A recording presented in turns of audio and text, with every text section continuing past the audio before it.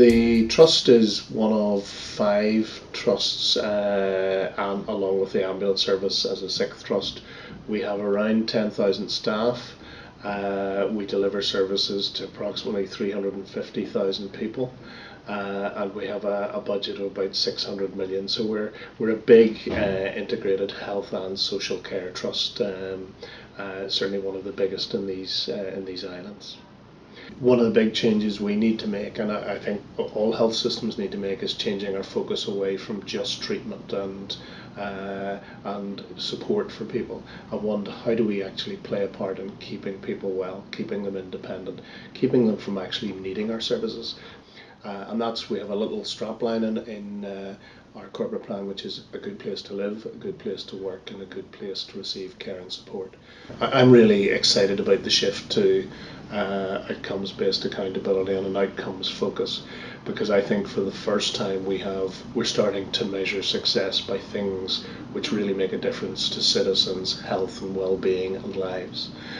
Because we're right from a central government and having the programme for government, through local councils which have community plans, through to ourselves, we now have outcomes which are about health and well-being, about the things that matter to people, the things that will make a difference to people's lives.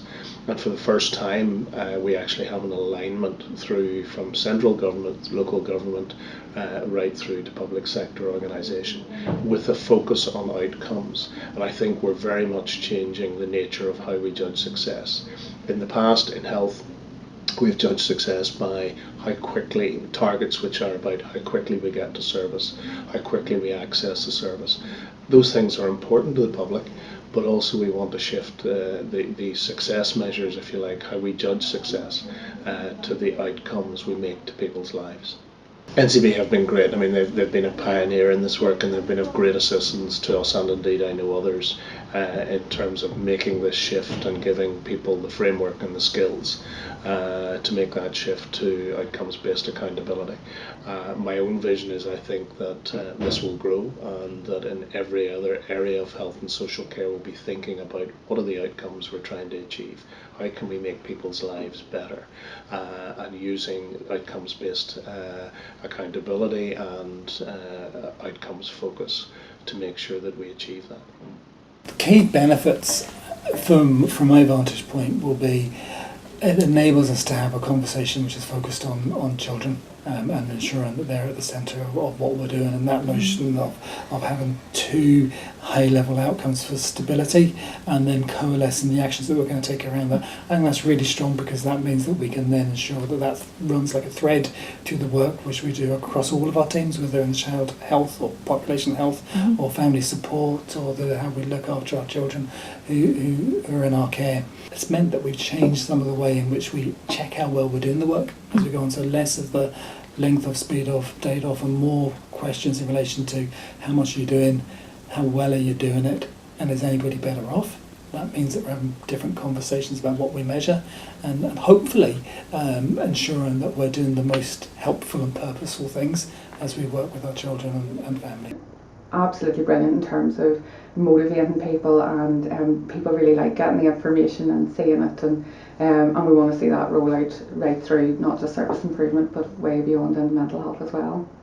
So the benefits of using outcomes-based accountability in the Recovery College it's been so exciting actually. Whenever we introduced the idea of OBA to our board, but also to the students and people coming through the college, they were really, really interested in this idea of knowing that not only are we counting numbers of people going through the college, but we're actually really starting to demonstrate how the Recovery College is making a difference. We had the National Children's Bureau come in to really introduce and help educate us on outcomes-based accountability, and the support they provided has been fantastic.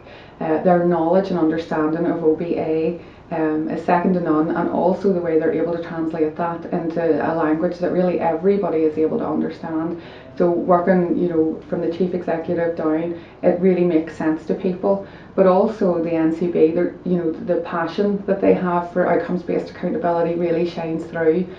In terms of the benefit, as much as anything else, I think any process that gives staff the opportunity to have time out and the headspace to think and the time to look at the data and a framework with which to do that is always helpful, and OBA has been one mechanism to do that.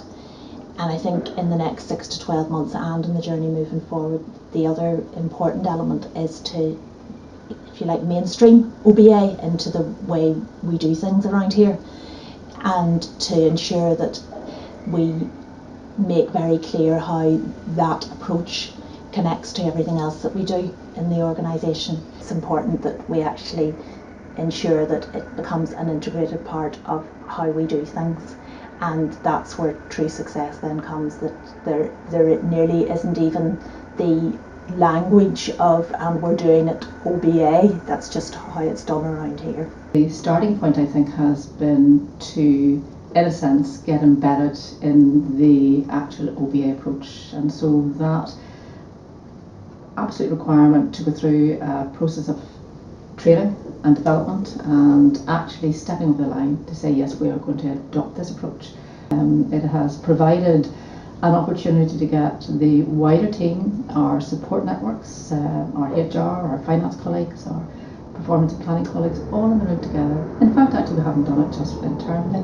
We've had our external partners in the room. I can think of the Northern Ambulance Service with our mental health services, and many organisations that have been in the room with us talking about actually the outcomes.